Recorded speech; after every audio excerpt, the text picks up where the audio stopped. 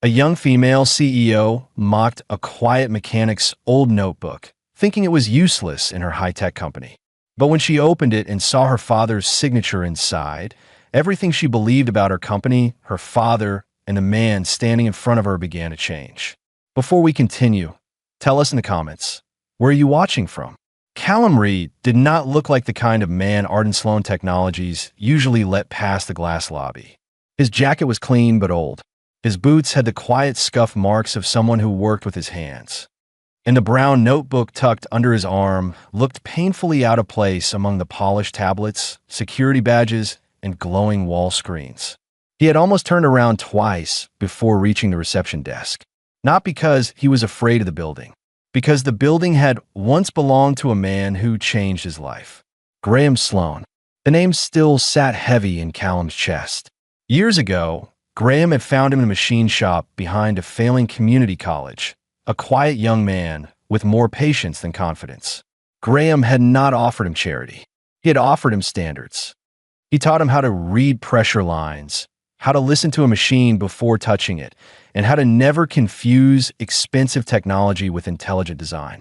Then Graham vanished from Callum's world after a messy company split. No grand goodbye. No explanation. Only the notebook. Now Callum was here as a temporary systems contractor, called in because Arden Sloan's new medical transport prototype had locked during a private demonstration. The launch event was 48 hours away. Investors were waiting. Hospitals were waiting. And the young CEO, Marlo Sloan, was walking into the testing floor with a face that looked calm only because she had practiced it. She was 28, sharp-eyed, and dressed in a cream suit that made everyone around her stand straighter. But Callum noticed what others missed.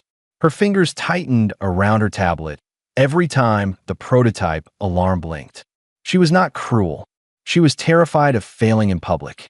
"Which one of you is Reed?" she asked. Callum raised his hand. Her eyes moved over him quickly, not unkindly, but with doubt. "You're the contractor from North Pier Mechanics?" "Yes. You understand this isn't a garage door motor?" A few engineers looked down, pretending not to hear. Callum kept his voice steady. "I read the brief." Marlo glanced at the notebook under his arm. "And that's your brief?" There was a small smile on her face. Not a mean one. Worse, a tired one. The kind people used when they had already decided you could not help them. Callum felt the old embarrassment rise in him, but he pushed it down. "This is older actuator mapping," he said. "Same principle, different casing." "The casing is the whole product," she replied. "No," Callum said softly. "The casing is what sells it. The timing is what saves it." They made her look at him properly. For 1 second, the room went quiet enough for the machine's warning pulse to sound like a heartbeat. Marlo stepped closer. "Show me." Callum opened the notebook with care. The pages were worn thin at the corners. Some lines were faded. Others had been rewritten so many times the ink looked almost carved into the paper. Marlo watched his hands. He did not rush. He did not try to impress her. He traced one diagram, checked the prototype's exposed panel, then pointed to a timing relay on the monitor. "This delay is too clean," he said. One engineer frowned. "Too clean. It's compensating before the pressure shift happens. That means your software is correcting a problem it hasn't felt yet." Marlo's expression changed. Not belief yet. Interest. Callum turned the page. That was when she saw it. Inside the front cover, faded but clear, was a signature written in blue ink. Graham Sloan. Below it, one line. "Callum builds slowly. The world already breaks fast enough." Marlo stopped breathing for a moment. The tablet lowered in her hand. All the authority in her face cracked into something younger, softer, almost wounded. "Where did you get this?" she asked. Callum looked at her, and for the first time, he saw the daughter before the CEO. "He gave it to me," he said. Marlo swallowed. "My father didn't give things away." Callum closed the notebook halfway. "No," he said. "He gave them to people he thought might carry them carefully." Her eyes stayed on the signature. And suddenly, the failed prototype was no longer the only thing in the room waiting to be fixed. Marlo did not touch the notebook. She looked like she wanted to. Her hand lifted slightly, then stopped, as if the paper might burn her. Callum noticed. That small hesitation told him more than her expensive office, her title, or the way everyone waited for her permission before breathing too loudly. This was not just a CEO looking at an old signature. This was a daughter standing in front of a locked door she had never been allowed to open. "My father left this company before I was old enough to understand why," she said quietly. The engineers around them shifted, uncomfortable with hearing anything personal from her. Callum glanced at them, then back at her. "We can talk somewhere else." Marlowe's face tightened again, the CEO mask trying to return. "No, we fixed the system first." Callum respected that. He nodded once and turned back to the prototype. The next hour moved with controlled pressure. No dramatic speeches. No miracle fix. Just Callum asking precise questions, reading old diagrams, comparing them to modern code, and catching small mismatches the team had overlooked because everyone had been too focused on the final product to question the first assumption. Marlowe stayed beside him. At first, she challenged every step. Why bypass that? Because it's giving false confidence. Why reduce power there? Because the machine is bracing like it expects impact. You talk about it like it's alive. "No," Callum said, eyes still on the panel. "I talk about it like it can hurt someone if pride gets in the way." That answer stayed with her. The room quieted again. One of the senior engineers, Dorian Pike, folded his arms. He had been with the company long enough to treat every outsider like an insult. "With respect," Dorian said, though there was little respect in it, "this system passed 3 simulations." Callum did not look up. Then the simulations were trained to agree with the design. Marlowe turned toward Dorian. "Run it again with Reed's delay correction." Dorian stared at her. "Marlowe, run it again." This time, her voice was not loud. It did not need to be. The new test began. The prototype arm moved, paused, adjusted, and locked into place without the violent pressure spike that had ruined every earlier attempt. No one clapped. That made it feel more real. People just stared at the monitor, relieved and slightly ashamed. Marlowe exhaled slowly. Callum stepped back, closing the notebook. "Don't celebrate yet," he said. "It held once. Now you test it until it earns trust." Marlowe looked at him, and there was the faintest trace of a smile. "You always this difficult? Only around machines and people pretending they don't have feelings." For a second, she almost laughed. Almost. Then her phone buzzed. A message flashed across the screen, and the softness left her face. Callum saw only a few words before she turned away. "Board requesting emergency review. Investor confidence unstable." Dorian saw it too. His expression changed, not with worry, but opportunity. "Marlowe," he said, "the board won't like hearing that an outside mechanic corrected our core system 2 days before launch." Callum felt the insult, but said nothing. Marlowe's eyes stayed on Dorian. "Then we won't phrase it like that." Dorian stepped closer. "Or we delay. Announce a minor compliance review. Protect the brand." "Protect the brand," she repeated. "Yes." Callum finally spoke. "And what about the hospitals waiting for this?" Dorian looked at him like he had forgotten Callum was still in the room. "This is a board-level decision." Marlowe turned toward Callum. "What would you do?" The question surprised him. Not because he lacked an answer. Because no one in that building had asked him like his answer mattered. "I'd tell the truth carefully," he said. "Not to embarrass the company. Not to scare people. Just enough to prove you care more about safe delivery than looking perfect." Marlowe studied him. There was something dangerous in that advice. Not reckless. Honest. And honesty had a cost in rooms where image was treated like oxygen. "You sound like him," she said. Callum looked down at the notebook. "Graham hated shortcuts." "My father also left," she replied, and this time the pain slipped through before she could hide it. "Everyone talks about his principles. Nobody explains why his principles didn't keep him here." Callum's expression softened. He didn't leave because he stopped caring. Marlowe's breathing changed. "What do you know?" Callum hesitated. This was the part of the story Graham had asked him not to carry unless the right person needed it. For years, Callum had thought that meant never. But Marlowe was standing in front of him now, trying to hold a company together with one hand and a childhood wound with the other. He found a flaw in an earlier transport design, Callum said. Not this one. Years ago, he refused to sign off. The board pushed back. The fight got ugly. Marlowe went still.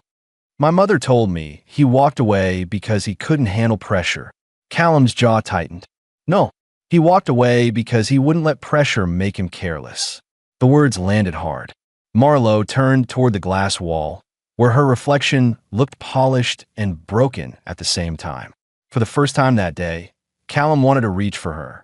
Not as a contractor, not as the man with the old notebook, just as someone who understood what it felt like to be shaped by silence. But he kept his hands at his sides. Marlowe looked back at him. Come with me to the board review, she said. Dorian's face darkened. That is not appropriate. Marlowe did not look away from Callum. No, she said. It's necessary. Callum held the notebook a little tighter. Behind her calm eyes, he saw fear. Behind the fear, he saw courage beginning to move. And, somehow, that scared him more than the boardroom waiting upstairs. The boardroom at the top of Arden Sloan Technologies was too clean for a room where people made messy decisions. Long glass table, city skyline behind it. Water bottles lined up like evidence. 7 board members sat waiting, their faces calm in the practiced way powerful people looked calm when they were already angry. Marlowe entered first. Callum followed with the old notebook held at his side. Dorian came in last, and he did not sit. He stood near the screen like a man preparing to steer the room before anyone else could speak. Miss Sloan, the chairwoman, said, "We need a direct explanation." Marlowe placed her tablet on the table. The prototype had a timing instability. We found it before launch, corrected the first layer, and we need a controlled delay for full safety testing. A gray-haired board member leaned forward. A delay will damage confidence. A failure would damage patience, Marlowe replied. No one spoke for a moment. Callum looked at her from the side. Her voice was steady, but he saw the pressure in the small movements. The way her thumb pressed against her palm. The way she held her shoulders like she was refusing to let old fear bend them. Dorian cleared his throat. With respect, Marlowe is under emotional strain. The correction came from an outside contractor using outdated notes. I recommend we move the announcement through my office and keep technical details limited. Callum felt the room tilt toward Dorian. It was subtle, dangerous, not because Dorian was shouting, but because he sounded reasonable. Marlowe's face did not change, but Callum saw the hurt flash through her eyes. She had expected resistance, not betrayal dressed as protection. The chairwoman looked toward Callum. Mr. Reed, is it true the correction came from an old notebook? Callum stepped forward. The correction came from the team's own system data. The notebook only helped me recognize what the data was trying to say. Dorian smiled thinly. That sounds poetic, not technical. Callum opened the notebook. He did not hold it up like a trophy. He placed it gently on the glass table and turned to page 42. This note was written by Graham Sloan, he said. It describes the same design behavior your system showed today. Overcorrection before real pressure feedback. The room changed. Not loudly, just enough. The chairwoman's eyes dropped to the page. Another board member leaned closer. Marlowe stayed still. Callum continued. Your founder warned against building systems that pretend to be stable because the numbers look clean. He believed machines should be tested under uncomfortable truth, not comfortable assumptions. Dorian's jaw tightened. Graham Sloan is not here to approve this. No, Callum said, but his daughter is. Marlowe looked at him. In that one glance, something passed between them. Not romance in the cheap, sudden way. Something quieter. Recognition. Trust. The feeling of being seen at the exact moment you're trying not to break. Marlowe turned back to the board. My father left me a company with a reputation, she said. But reputation is not inheritance. Responsibility is. Her voice softened, but it grew stronger. I spent years thinking he abandoned this place because he was weak. Today I learned he left because he refused to sell confidence when he had doubts. I won't repeat the mistake everyone made by calling caution failure. The chairwoman folded her hands. What are you proposing? A 72-hour safety extension. A transparent statement to partners. No panique. No blam. Just accountability. Dorian will step back from launch authority during the review. Callum Reed will consult with the engineering team, but final testing remains internal. Dorian stared at her. You can't remove me over one disagreement. Marlowe looked at him with sadness, not anger. I'm not removing you for disagreeing. I'm removing you because you try to hide risk to protect image. That was the power shift. No humiliation. No revenge. Just a line finally drawn. By evening, the launch announcement went out carefully. Some investors complained. A few headlines questioned the delay. But the hospitals waiting for Arden's transport system did not cancel. They thanked Marlowe for saying the quiet part aloud. 3 days later, the prototype passed every stress test. Callum was in the workshop when Marlowe found him, sleeves rolled up, a grease mark near one wrist, the notebook resting open beside a tray of tools. For once, she was not wearing the cream suit. Just a dark coat, simple shoes, and a tired smile that looked more like her than anything he had seen all week. You were right, she said. Callum looked up. About the relay? About testing until trust is earned. He closed the notebook. Your father would have liked that. Marlowe stepped closer. I wish I'd known him the way you did. Callum's expression softened. Maybe you still can. Not fully, but honestly. She looked down at the notebook. Would you let me read it? He hesitated only for a second. Then he handed it to her. Their fingers touched briefly. Neither of them pulled away too quickly. Marlowe opened the front cover again and traced her father's signature without quite touching the ink. He wrote your name like he was proud of you, she said. Callum's throat tightened. He wrote yours in the margins more than once. Her eyes lifted. What? Callum turned a few pages and pointed to a small note near the edge. For Marlowe, when she's old enough to ask better questions than I did. She covered her mouth, not to hide a sob, but to hold herself together with dignity. Callum stood beside her in silence. No one clapped. No dramatic music swelled. Outside the workshop windows, rain softened the city lights until everything looked less sharp. Marlowe leaned against the workbench, shoulder close to his. Unlock that notebook, she whispered. Callum smiled faintly. You were under pressure. I was arrogant. A little. She looked at him, surprised. Then she laughed. It was small but real. Callum laughed too, and the sound seemed to loosen something in the room that had been waiting years to breathe. Later, when the building emptied and the prototype rested quietly under soft blue test lights, Marlowe and Callum sat together on the workshop floor, reading Graham Sloane's notes page by page. Between them lay an old notebook, a repaired machine, and the beginning of something neither of them needed to rush. For the first time in years, Marlowe did not feel like she had inherited a ghost. She felt like she had found a door. And beside her sat the man who had carried the key.